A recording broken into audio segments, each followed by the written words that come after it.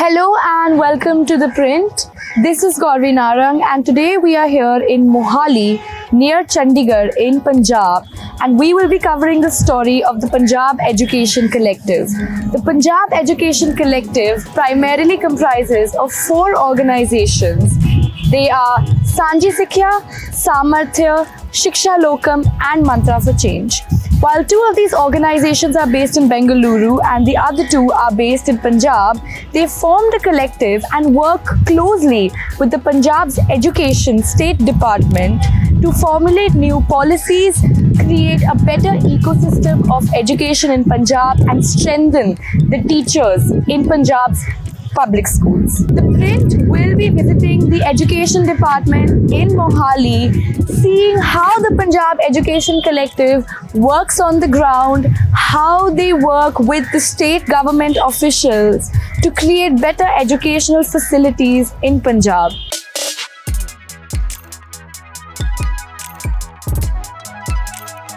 So the Punjab Education Collective was started in August of 2019 with a vision of how do we enable the Punjab education system.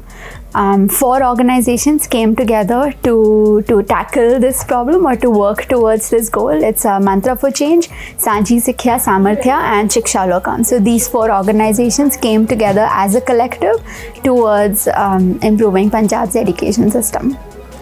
Right. And so why Punjab? Why do you think Punjab really needs that push? That's a great question.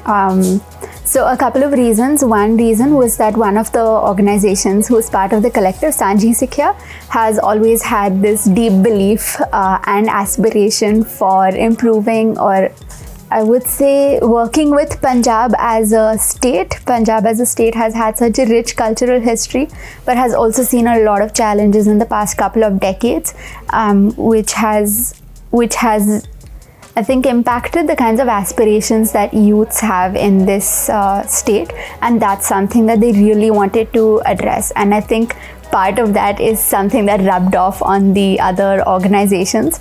That's one reason. And the second reason is we saw a good opportunity where it's 19,000 schools, so it's a good scale to work with as well.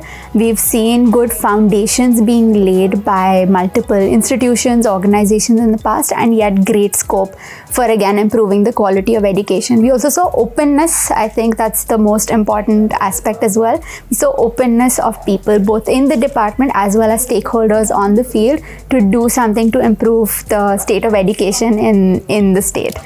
So I think a couple of these reasons really came together to say Punjab is a great geography for us to work with in a long term.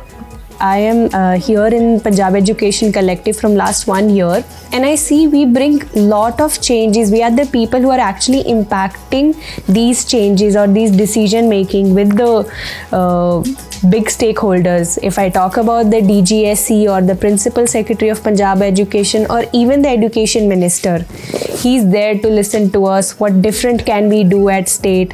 So I am working closely right now with Principal Secretary and also the Education Minister, especially in schools of eminence, and I'm also somewhere in the vision which we are creating with the department, 2047 vision, like what all things we should be having by 2047. The collective very strongly believes in the importance of community engagement and interaction.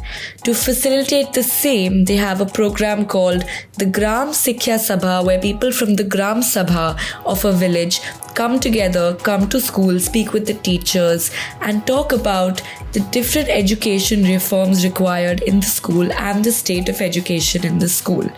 ThePrint visited a public school in Batta, Patiala to observe a Gram Sikhya Sabha. Basically, we are having 2 kind of interventions. One is to empower the institutions that are associated with the primary school, like school management committees and the panchayat and the village people, who can play an instrumental role in the betterment or development of the school. Secondly, we work in the learning domain, where we work with the teachers, block master trainers and the cluster head teachers, where we create the spaces where they come together, ideate and discuss about their problems and the design solutions, so that they can improve the learning outcomes and the classroom practices. So these 2 kind of spaces we are working on. जी, तो अब आप आज की ग्राम शिक्षा सभा के बारे में क्या बताइए? इस स्कूल में बत्ता में पटियाला में किस तरह के इश्यूज रेज किए गए थे और क्या इश्यूज एड्रेस हुए थे? So, if I talk about the today's Gram Sikhiya Sabha, so in Batta school, so largely there were two kind of issues. The one was school's cleanliness, because school is not having any particular staff for the cleanliness. So the parents raised this issue, and the teacher also raised this issue that they're not, because school premises is quite big and they are not able to maintain the cleanliness of the school. So the parents raised this demand that they'll talk to the village sarpanch, said how they can ensure the cleanliness through the Manrega scheme. And the teacher also talked about the enrollment, because the lot of village folks, they are going to the private schools, and the teacher shared that this government school is also having lot of facilities infrastructure wise. They have technology, a smart school boards, library, and lot of facilities. So how the SMC members and the people who were present in that meeting can talk to the other parents that these are the facilities available in the school, so that they should also enroll their folks in this village primary school. So do you think, Simran, this is a very serious problem that lots of children are now migrating to private schools?